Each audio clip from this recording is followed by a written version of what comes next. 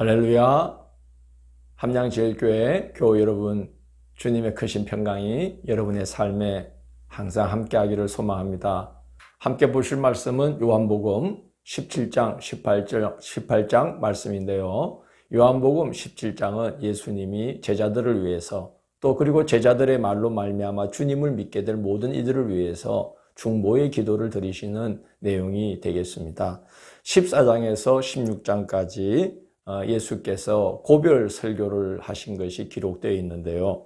예수님은 고별 설교를 마치신 후에 그렇게 중보의 기도를 드리게 되었습니다. 이 기도는 하나님께 드리는 기도이기도 하고, 그리고 그 기도를 듣는 제자들에게 가르침을 주시는, 주님의 뜻이 무엇인지를 일러주시는 기도이기도 한 것입니다.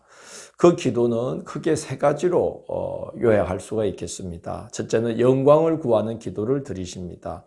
17장 1절을 보면 아버지여 때가 이르렀사오니 아들을 영화롭게 하사 아들로 아버지를 영화롭게 하게 하옵소서라고 기도를 시작하십니다.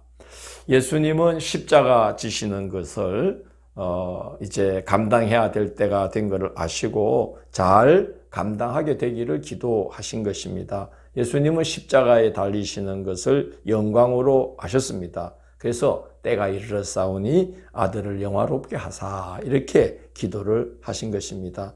그리고 십자가 사명 잘 감당하여서 믿는 자들을 하나님께로 이끄시면 아들로 인해 아버지도 영화롭게 되시는 겁니다. 그래서 아들로 아버지를 영화롭게 하게 하옵소서라고 기도를 하신 것입니다. 십자가가 영광인 것을 아는 것, 그것이 바로 영생에 이르는 길입니다. 3절을 보면 예수님은 이렇게 기도하십니다. 영생은 곧 유일하신 참 하나님과 그가 보내신 자 예수 그리스도를 아는 것이니이다 라고 기도하십니다. 영원한 생명을 얻기 위해서 그만한 공로를 세워야 되는 건 아니죠. 예를 들어서 몸을 불사르게 내어준다든지 자기가 가진 모든 것으로 구제한다든지 이래야만 영생을 얻는 것이 아니라는 말씀입니다. 하나님께서 그의 아들 예수 그리스도를 통하여 우리에게 베푸신 은혜를 아는 것, 이것이 바로 영생에 이르는 비결인 것입니다. 그래서 요한 1서 5장에 보면 또 증거는 이것이니 하나님이 우리에게 영생을 주신 것과 이 생명이 그의 아들 안에 있는 그것이니라 이렇게 말씀을 했고, 또 이어서 아들이 있는 자에게는 생명이 있고 하나님의 아들이 없는 자에게는 생명이 없느니라 이렇게 말씀합니다. 그렇게 예수님은 제자들이 영생을 알고 신앙생활하기를 강구했고, 영화롭게 당신이 십자가 잘 감당하여 영화롭게 되기를 기도를 하셨습니다. 두 번째는 제자들이 보존되기를 위해서 기도를 하셨습니다. 제자들을 두고 가시는 걸음이 무거우셨던 것 같습니다. 11절을 보면 나는 세상에 더 있지 아니하오나 그들은 세상에 있사옵고 나는 아버지께로 가옵나니. 그렇게 이제 제자들의 보존을 위한 기도를 드리는 이유를 그렇게 먼저 말씀을 하고 있습니다. 그리고 제자들의 보존을 위한 기도를 시작하시는데 무엇을 위한 보존인가? 첫째는 하나됨이 보존되기를 기도하십니다. 11절에 이어지는 말씀 보면 거룩하신 아버지여 내게 주신 아버지의 이름으로 그들을 보존하사 우리와 같이 그들도 하나 되게 하옵소서. 제자들이 하나 되기를 주님은 기도하신 겁니다. 또 그 21절에도 보면 내게 주신 영광을 내가 그들에게 주었사오니 이는 우리가 하나 된 것 같이 그들도 하나가 되게 하려 함이니이다 이렇게 기도를 하십니다. 그래서 예수님이 제자들의 보존을 위해서 기도하시되 하나 되게 해달라고, 그 하나됨이 보존되게 해달라고 기도를 하셨어요. 보존되기를 원한 두 번째 기도의 제목은 거룩함입니다. 15절을 보면 내가 비옵는 것은 그들을 세상에서 데려가시기를 위함이 아니요 다만 악에 빠지지 않게 보존하시기를 위함이니이다 그랬습니다. 악에 빠지지 않도록. 거룩한 신앙의 길을 지켜나가기를 기도하신 거죠. 17절 보면 그들을 진리로 거룩하게 하옵소서라고 기도하십니다. 예수님은 제자들이 거룩함을 보존할 수 있도록 생전에 당신 스스로 거룩한 삶을 지켰다고 주님께 고백을 합니다. 또 그들을 위하여 내가 나를 거룩하게 하오니 이는 그들도 진리로 거룩함을 얻게 하려 함이니이다. 거룩한 삶의 본보기가 되시려고 당신이 당신 자신을 거룩하게 지켰다는 겁니다.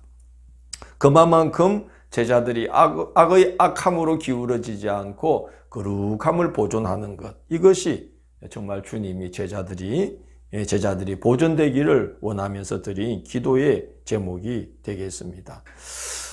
그리고 세 번째 기도는 미래의 모든 성도들을 위한 기도도 드리십니다. 20절을 보면 내가 비옵는 것은 이 사람들만 위함이 아니요 또 그들의 말로 말미암아 나를 믿는 사람들도 위함이니 그렇게 말씀합니다. 이 제자들의 이 제자들이 선포하고 전하는 말로 말미암아 예수님을 믿게 된 모든 사람들, 곧 미래의 모든 그리스도인들을 위해서 주님이 지금 지상에서 마지막 중보의 기도를 드리고 있다 하는 것입니다. 그들에게 그는 주님의 소망이 뭐겠습니까? 예수님의 기도를 보면 그들도 하나됨을 이루어서 세상이 예수를 그리스도로 믿게 되는 것, 이게 주님의 바람이었습니다. 그래서 21절에 보면 아버지요 아버지께서 내 안에 내가 아버지 안에 있는 것 같이 그들도 다 하나가 되어 우리 안에 있게 하사 세상으로 아버지께서 나를 보내신 것을 믿게 하옵소서 이렇게 기도합니다. 그래서 미래의 성도들도 지금 제자들이 하나 되기를 기도하심처럼 미래의 성도들도 다 그리스도 안에서 아버지 안에서 하나가 되어서 세상으로 하여금 아버지께서 하나님께서 예수 그리스도를 보내셨다는 것, 그거를 바로 이 그리스도인들을 통해서 그들이 하나된 복된 모습을 통해서 보고 믿게 되는 것, 그게 바로 주님의 소망이었습니다. 그리고 하나님께서 예수님을 사랑하시듯이 하나님께서 바로 그들도 그리스도인들도 사랑하시는구나 하는 것을 세상으로 알게 해 주십시오라고 기도합니다.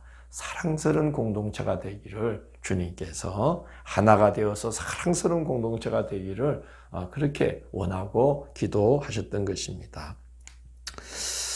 예수님은 이제 그날 밤에 기도를 마치고 그날 밤에 기도로운 시내를 건너서 시내 건너편 동산으로 들어가십니다.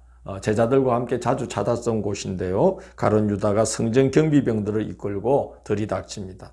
베드로가 칼을 빼어서 대제사장의 종 말고의 귀를 잘라버립니다. 예수님은 베드로를 말리십니다. 이렇게 말씀합니다. 칼을 칼집에 꽂으라. 아버지께서 주신 잔을 내가 마시지 아니하겠느냐 그렇게 말씀합니다. 거스르려고 하지 말고 하나님께서 내 앞에 내가 마시라고 주신 이 잔을 내가 마셔야만 한다. 그렇게 말씀을 하신 것이죠. 누가복음에서는 이것까지도 참으라 라고 이때에 말씀을 하셨고요. 마가복음을 보면 너는 내가 아버지께 구하면 지금 12군단 더 되는 천사를 보내시게 할 수 없는 줄로 아느냐?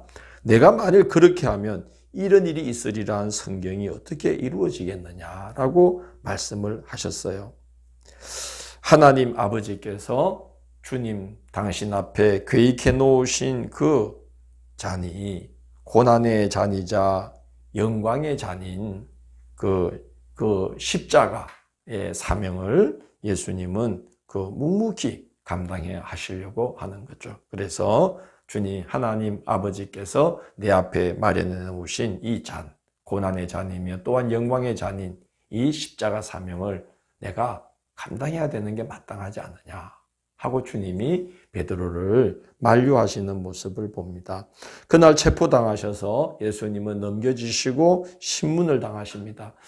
6월절 희생 제물이 사람들의 죄를 짊어지고 여러 사람들에게 넘겨지면서 결국은 속죄의 제물이 되신 것처럼 예수님도 여러 사람들에게 넘겨집니다.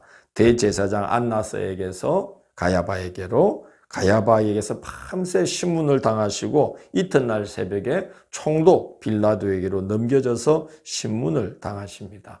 이 총독 빌라도가 예수님을 신문할 때에 예수님은 빌라도로서는 이해할 수 없는 말씀을 하십니다. 내 나라는 이 세상에 속한 것이 아니니라 라고 예수님이 대답하십니다. 빌라도가 예수님께 네가 왕이냐 하고 묻자 내가 왕이니라. 이를 위하여 내가 태어났으며 이를 위하여 세상에 왔나니 곧 진리에 대하여 증언하려 함이로다. 그렇게 말씀하시면서 진리에 속한 자는 내 음성을 듣느니라. 그렇게 말씀합니다. 주님이 왕이신데 이 세상의 왕이 아니라 이 세상에 왕노릇 하시려는 분이 아니라 진리로 세워지는 하나님 나라의 왕 되심을 증언한 것입니다. 그러자 빌라도는 도저히 그 뜻을 이해할 수가 없어서 진리가 무엇이냐 하고 묻습니다. 예수님은 방금 직전에 진리에 속한 자는 내 음성을 듣는다라고 하셨습니다. 사람의 지혜로서는 진리이신 예수님을 알아볼 수 없고 그의 말을 이해할 수도 없고 그를 믿을 수도 없는 것이죠. 예수님과 바른 관계에 있지 않으면 우리는 예수님을 통해서 하나님이 우리에게 드러내시는 진리를 도저히 알 방법이 없습니다. 그래서 참 예수님을 바로 아는 것, 그게 정말 중요하죠. 그래서 예수님이 아까 기도하실 때에 17장 3절에서 영생은 곧 이것이니 유일하신 참 하나님과 그가 보내신 자를 믿는 것이니이다. 그가 보내신 자를 아는 것이니이다. 그렇게 말씀을 한 것입니다. 예수님은 길과 진리와 생명이 되시는 분인데 그런 분을 눈앞에 두고 그분의 말씀을 듣고 있으면서도 빌라도는 진리가 무엇이냐 하고 묻습니다. 예수님을 알지 못했기 때문에 그렇게 진리를 알 방법이 없었던 것입니다. 그래서 참 예수님을 바로 아는 것, 예수님과 바른 관계에 놓이는 것이 하나님 나라의 진리를 아는 데 있어서 제일 중요한 일이라는 생각이 듭니다.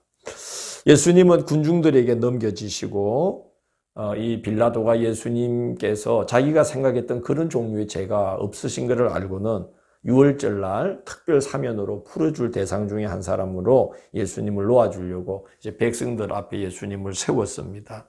그런데 백성들은 바라바라 하는 강도를 사면해 주기를 요구합니다. 그래서 예수님은 십자가형을 집행하는 군인들에게 이제 이 백성들에게서 군인들에게로 넘겨지셔서 십자가를 향한 길을 걸어가시게 됩니다.